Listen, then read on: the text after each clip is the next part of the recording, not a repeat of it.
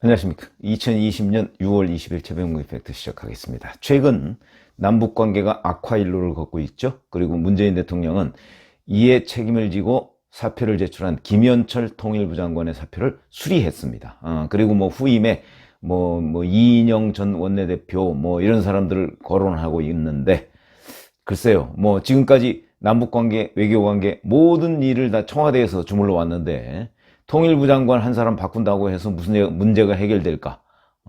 그렇다고 문재인 대통령을 바꿀 수는 없는 것이고, 그런 점에서 본다면 이 남북관계의 또 근본 원인이 통일부 장관에 있지도 않고, 그렇기 때문에 아마 이 문제에 관한 해법, 그거는 뚜렷하게 나오기가 힘든 것 아닌가. 결국은 김정은이 문재인 대통령을 믿지 못하겠다 이런 얘기 아니겠습니까? 지난 3년간 문 대통령이 여러 가지 미국 관계나 이런 데에서 중재자 역할을 하고, 그 다음에 남북 관계에서도 뭔가를 해줄 것처럼 얘기를 했는데, 그 부분과 관련해서 실질적으로 해준 거, 북한에 도움이 되도록 해준 거는 없었다. 이게 북한의 판단으로 보입니다.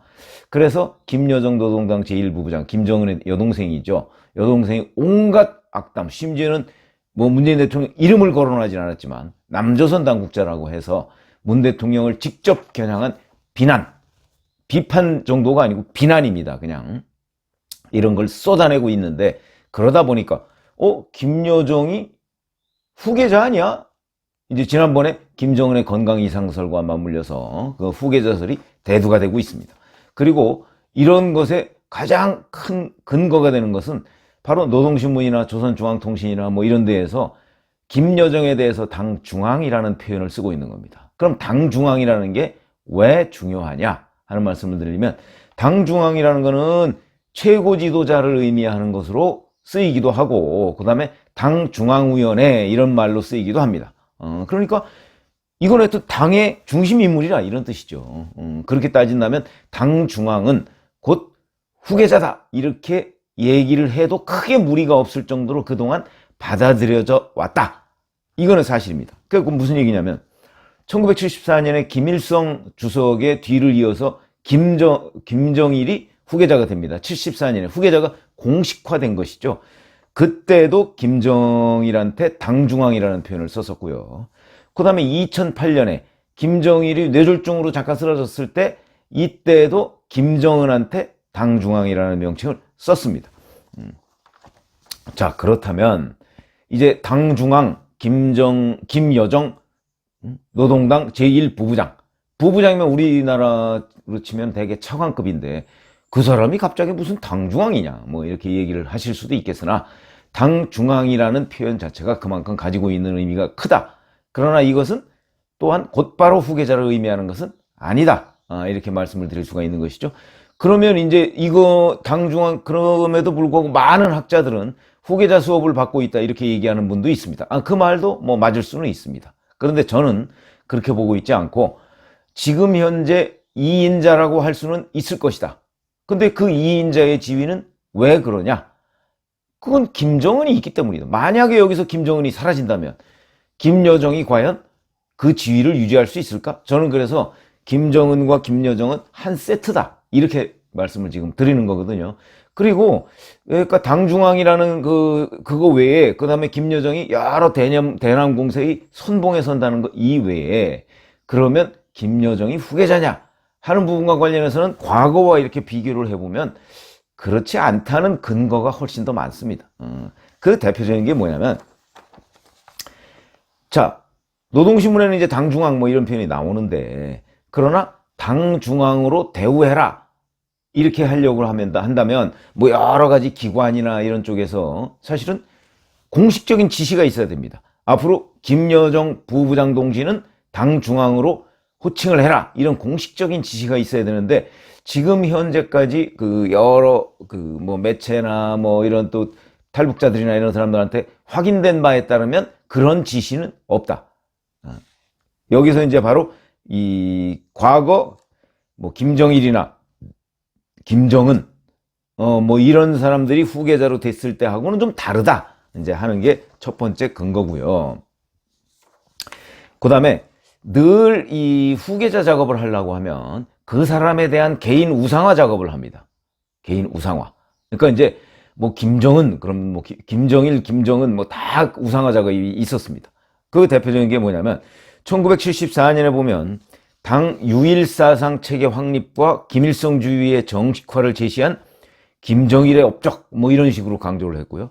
그 다음에 친애하는 지도자 김정일 동지의 위대성, 이런 학습 자료가 당 정식 문건으로 해서 그 각 기관에 배포가 됐습니다. 이거 학습해라 이거죠. 이런 것들이 이제 결국은 우상화 작업의 일환이다. 그런 것이고요. 그 다음에 김정일에 대해서 또 주체혁명의 대가 이어진 것을 열렬히 지지하며 친애하는 지도자 김정일 동지만을 믿고 따르며 충성으로 만들어 나가겠다. 이런, 북한에서 충성의 편지라는 거 아마 뭐 충성의 편지 이어 달리기 뭐 이런 것도 합니다. 충성의 편지, 그거 많이 들어보셨을 겁니다. 이런 충성의 편지가 난무합니다. 이게 후계자 구축 작업의 일환이죠. 근데 김정일에서 김정은으로 넘어갈 때가 대략 한 2008년이라고 말씀드렸지 않습니까? 그때도 비슷한 양상이었습니다. 이때는 김정일의 선군 정치 시절 아닙니까? 그러다 보니까 김정은이 GPS 체계에 따른 육해공군 지형 지도를 새롭게 정립했다. 뭐 이런 김정은의 군사적 업적, 이런 거를 뭐 강조하는 그런 그 문헌이 나오기 시작했고, 존경하는 청년대장 김정은 동지의 위대성, 이런 또 학습 자료도 나왔습니다. 그러니까 이걸 가지고 김정은의 위대성을 계속해서 공부해라. 주민들, 군인들, 이런 게 내려오는데, 이번에 김여정에 관해서는 이런 위대성을 이 뭐 조작이죠. 이런 위대성을 학습하라는 그런 내용의 그 학습 요강, 이런 것들이 내려오지 않았다. 옛날에 김정은은 청년대장이라고 흔히 불렀습니다. 김정은 동지를 무장으로 받들어나겠다. 이런 또 충성의 편지도 계속해서 있었고요. 그러니까 지금 대표적인 것은 충성의 편지가 없고, 그 다음에 학습 자료가 없다. 다만 김여정에 대해서 6월 3일 날 이런 건 있습니다. 내각하고 당 중앙기관, 사법기관, 군의 부장급 이상 간부들 대상으로 해서 백두혈통과 당의 결정이라는 그 학습 요강이 내려졌는데, 이 내용은 그냥 백두혈통의 중요성을 강조한 겁니다. 그러니까 콕 집어서 김여정의 위대성을 강조한 건 아니라는 거죠. 그럼 백두혈통이라고 한다면 김여정, 뭐 김여정의 고모인 뭐 김경희, 그 다음에 김정은, 뭐 이런 사람들이 이제 백두혈통인데, 그럼 그 백두혈통과 당의 결정이라는 건 백두혈통을 잘 따르라 뭐 이런 얘기가 되는 것이기 때문에, 이거를 김여정에 대한 우상화 작업이다 이렇게 얘기하기는 좀 어렵다. 그런 관점에서 본다면 결국 과거와 좀 다르다. 예를 들어서 과거 이 2008년 이후에 보면 뭐 이 중앙군사위원회 뭐 총참모부 이런 데서도 막 충성의 편지를 김정은한테 보내고 막 이랬습니다. 그런 것을 본다면 그때와 지금이 다른 점이고, 또 하나는 김정일과 김여정으로 권력이 그 승계되고 후계화되는 과정에서는 또 그 두 사람, 그러니까 후계자를 칭송하는 노래도 나옵니다. 북한에서는. 그래서 이제 그 김정일 때는 대를 이어 충성을 다하렵니다. 뭐 이런 노래가 막 그 민간에도 유포되고 관련 기관에도 이제 유포가 됐었고요. 그 다음에 김정은이 후계자로 내정된 뒤에 2008년 이후에는 또 잘 요즘에 아실 겁니다. 발걸음이라는 노래가 이제 만들어져서 김정은의 위대성, 이것을 이제 주민들한테 그 주입시키는 그런 그 일종의 선전선동 작업이 이루어졌는데, 아직까지 김여정은 또 이것도 없다. 거기다가 이거보다 보다 더 핵심적인 것, 김정은은요 한 서너 살 때부터 그 여기에다가 저 별 4개 달고서 무슨 대장놀이라는 걸 했다고 하는 거, 후지모토 겐지가 쓴 김정일의 요리사, 여기에 보면 그런 것들이 나옵니다. 대장놀이. 그래갖고 그때부터 김정은에 대해서는 김정은 대장 이렇게 안 부르면 김정은이 화를 냈다는 거 아니겠습니까? 그럴 정도로 이 군부와, 그리고 김정일은 선군 정치를 했기 때문에 군부를 어떻게 장악하느냐 하는 건 대단히 중요한 문제입니다. 북한에서 군부 장악 못하면 뭐 끝나는 것이죠. 그런데 지금까지 김여정은 물론 여성이기도 하지만 당 중앙군사위원회 소속의 모다 또는 군 계급장 뭐 이런 거를 달아본 적이 한 번도 없습니다. 군부 장악은 하루아침에 되는 게 아닙니다. 그렇기 때문에 이 군부를 장악하기 위한 그 여러 가지 계획, 노력 이런 것들이 있어야 하는데 만약에 후계자로 정말 염두에 두고 있다면 중앙군사위원회 부위원장 이런 거라도 하나 달았을 가능성이 있습니다. 그러니까 아직 후계 구도가 임박한 것 아니다 하는 걸 이제 우리가 짐작을 할 수가 있죠. 지난번에 이제 김여정이 담화문을 얘기하면서 이런 게 있습니다. 다음 대남 행동은 군대 총참모부에 넘긴다 이렇게 얘기했죠. 이 얘기는 무슨 얘기냐면 만약에 본인이 정말 후계자 내지는 확고한 2인자다 이렇게 얘기하면요 넘긴다고 할 필요 없습니다. 지시하면 되는 거예요. 지시. 왜냐하면 지금 노동신문이나 이런 북한 방송을 보면 김여정의 지시라는 부분이 굉장히 많습니다. 딴 데에서는.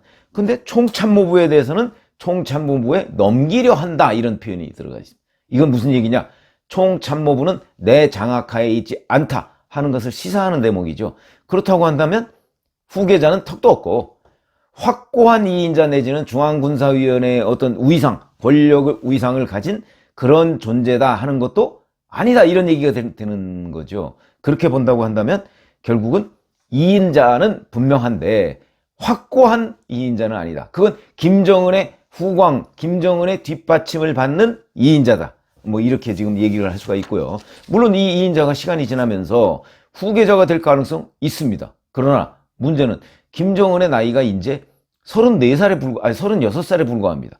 36살짜리가 벌써부터 후계자를 구상한다?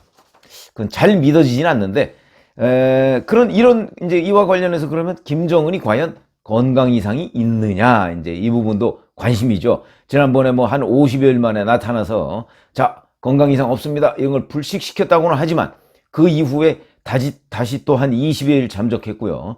지금도 김정은의 특별기가 평양에서 저 함흥 쪽으로 떠났다, 이런데, 근데 거기에 김정은이 탔는지는 모르겠다, 이런 얘기가 있는데, 저는 탔다고 봅니다. 김정은 특별기 아무나 타고 다니는 거 아닙니다. 북한에서는 더군다나. 김정은이 특별히 내주기 전에는.